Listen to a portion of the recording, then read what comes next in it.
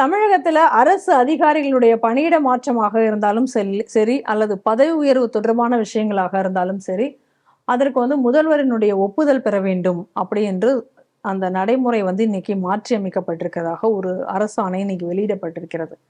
அந்த அரசாணையில அவங்க என்ன சொல்றாங்க அப்படின்னு சொன்னா, துறை செயலர்கள், தலைவர்கள், மாவட்ட வருவாய் அலுவலர்கள், காவல் கண்காணிப்பாளர்கள், கூடுதல் இணை துணை கண்காணிப்பாளர்கள், கூடுதல் பதிவாளர்கள், கூடுதல் இயக்குனர்கள், இவர்களோட இதுக்கு மேல இருக்கக்கூடிய பதவி உயர்வு பட்டியல், இவங்களுடைய பதவி உயர்வு பட்டியல்கள் எல்லாத்தையுமே முதல்வருக்கு தெரியாம எதுவும் நடக்கக்கூடாது, அவருடைய கன்சர்னோட தான் நடக்கும் அப்படிங்கிற மாதிரி சொல்லியிருக்காங்க. மற்றபடி இதுக்கு கீழே உள்ள பணியாளர்களுடைய பதவி உயர்வுலாம் அந்தந்த துறையினுடைய அமைச்சர்கள் கவனித்துக் கொள்வார்கள் அப்படிங்கிறதையும் சொல்லியிருக்காங்க. அதே போல பணி மூப்பு அதாவது தொடர்புடைய பணி அந்த ஏஜ் அந்த பீரியட் முடிஞ்ச பிறகு அடுத்து அவங்களுக்கு எக்ஸ்பீரியன்ஸ் அடிப்படையில் அவங்களோட பதவி உயர்வாக இருந்தால் அந்த எக்ஸ்பீரியன்ஸ் அப்படிங்கிறது கரெக்டாக அந்த பீரியடை முடிஞ்சதுக்கு அப்புறம் உள்ள பதவி உயர்வுகள் தொடர்பான இது மட்டும்தான், ஃபைல்ஸ் மட்டும்தான் இவருக்கு போகும், முதல்வருக்கு போகும். அது சீஃப் செக்ரட்டரி பரிந்துரை செஞ்சதுக்கப்புறம் தான் முதல்வரோட பார்வைக்கு போகும் அப்படிங்கக்கூடிய இன்னொரு விஷயத்தையும் அதில் சொல்லியிருக்காங்க. அதே போல அரசு தலைமை வழக்கறிஞர், கூடுதல் அரசு தலைமை வழக்கறிஞர்கள், அரசு வழக்கறிஞர், அப்புறம் அரசு ப்ளீடர், இவங்களோட பதவிகள் நியமனங்கள் விஷயத்திலையும் முதல்வருடைய ஒப்புதல் அவசியம் அப்படிங்கிற மாதிரியான ஒரு ஆணையை கொடுத்திருக்காங்க. இது எதுக்காக இந்த மாதிரி ஒரு அரசாணை வெளியிடப்பட்டதுங்கிறதுக்கான ஒரு விளக்கமும் சொல்லியிருக்காங்க. அதுல அவங்க என்ன சொல்றாங்க அப்படின்னு சொன்னா, ஏற்கனவே இந்த மாதிரி அதாவது பதவி உயர்வு பெறுவதற்கோ இல்ல பணியிட மாற்றம் பெறுவதற்கோ லஞ்சம் கொடுத்தால் அதன் மூலமாக மாற்றங்கள் பண்ண முடியும் அப்படிங்கக்கூடிய ஒரு சூழ்நிலை இருந்தது. அது அதை பத்தின விஷயங்கள் எல்லாம் முதல்வர் காதுகளுக்கு போனதுனால இனி அந்த மாதிரி நடக்கக்கூடாது, லஞ்சம் இனி இருக்கக்கூடாது அப்படிங்கிறதுக்காக அதை மாற்றிருக்கிறார்கள். இந்த மாற்றம் கொண்டு வந்திருக்காங்க. ஏன்னா எந்த இடத்துல அதிக வேலை நடக்குதோ, எந்த இடத்துல பணம் அதிகமாக புழங்குகிறதோ அந்த இடத்துக்காக போவதற்காகவே சிலர் முயற்சி பண்ணி சில அதிகாரிகள் போவது வழக்கமாக இருக்கிறது. அதனால நேர்மையான அதிகாரிகள் ஓரம் கட்டப்படுவதும் இங்கே நடந்து கொண்டிருக்கிறது. இந்த நடைமுறைகளை எல்லாம் மாற்ற வேண்டும் என்பதற்காக இந்த அரசாணை கொண்டு வந்திருக்கிறதாக கூறுகிறார்கள். அந்த சொல்லி இருக்கிற அந்த அப்ஜெக்டிவ் கூடியது ஏற்புடையது. இது மாதிரி தமிழ்நாட்டில் நடந்துகிட்டு இருக்குங்கக்கூடிய சரிதான்.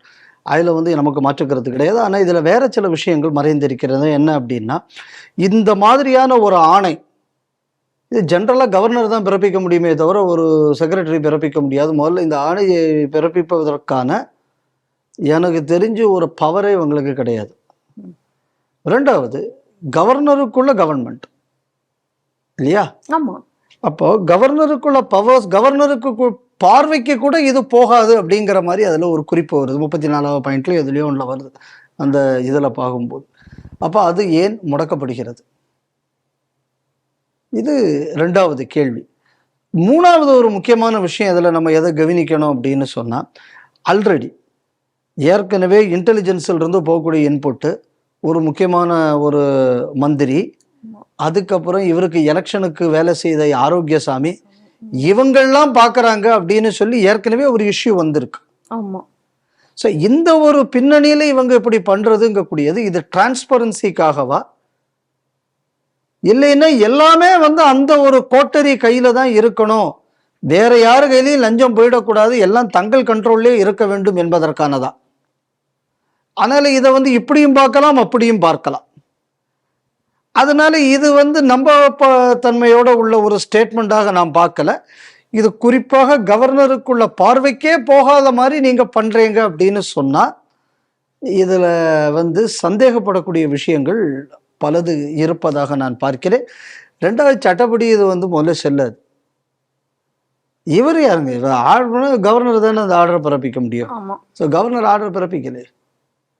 ஸோ அதனால இது இட் ஷுட் பி சேலஞ்ச்ட் நான் நினைக்கிற மாதிரி. பட் அவங்க சொன்ன ஒரு விஷயங்கிறது கரெக்ட்.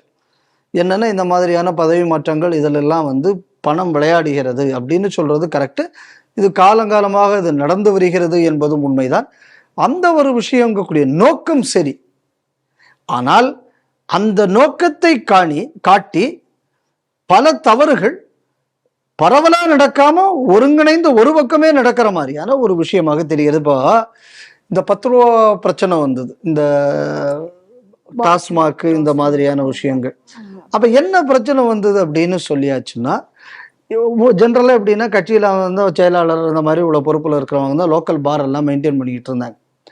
அப்புறம் என்னாச்சு, இதெல்லாம் கிடையாது, கரூர் கம்பெனி மொத்தமாக பார்த்துக்கும், அவக்கு யாருக்குமே பரவலாலாம் தொட்டடிக்க முடியாது, டைரக்டாக மேலிடம் மட்டும்தான் தொட்டடிக்க முடியும்.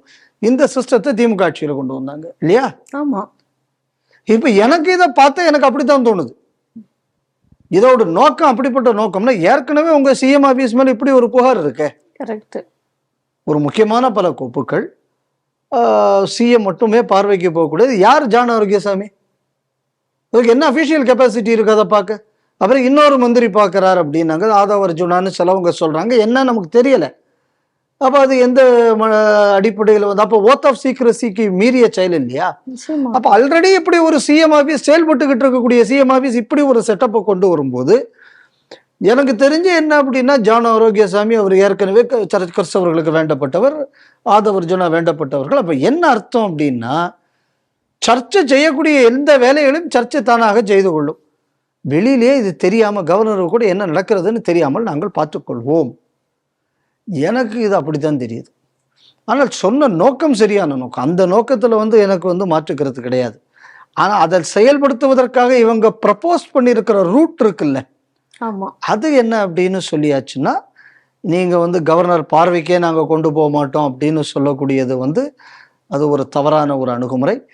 இரண்டாவது தவறான அணுகுமுறை என்ன அப்படின்னு சொன்னா, நீங்க வந்து சிஎம்ஏ எல்லாத்தையும் இது பண்ணுவார், அது எப்படி பாசிபிள்?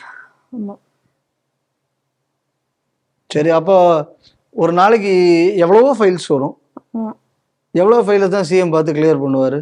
கரெக்ட். அது எவ்வளோ எக்கச்சக்க டிபார்ட்மெண்ட்ஸ் இருக்கு. ரைட்டு. சரி, அப்போ ஒவ்வொரு ஆளையும் இவங்க எப்படி செக் பண்ணுவாங்க? ஏற்கனவே இதுக்கு முன்னாடி பல டிபார்ட்மெண்ட்ல வேலைக்கு எடுத்த நேரத்தில் ஹோம் மினிஸ்ட்ரியோட செக்கிங் சரியில்லைங்கிற மாதிரியான ஒரு பேச்சு கூட வந்தது, நம்ம பார்த்தோம்.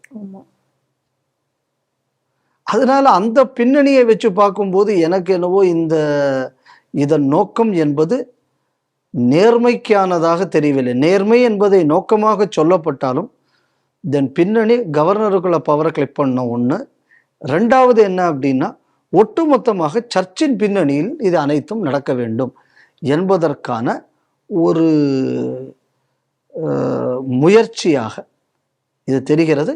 ஆனால் எனக்கு தெரிஞ்சு இதை லீகலி சேலஞ்சு பண்ணியாச்சுன்னா இந்த உத்தரவு என்பது நீதிமன்றம் தடை செய்வதற்கான அனைத்து சாத்தியக்கூறுகளும் இருப்பதாக நான் பார்க்கிறேன்.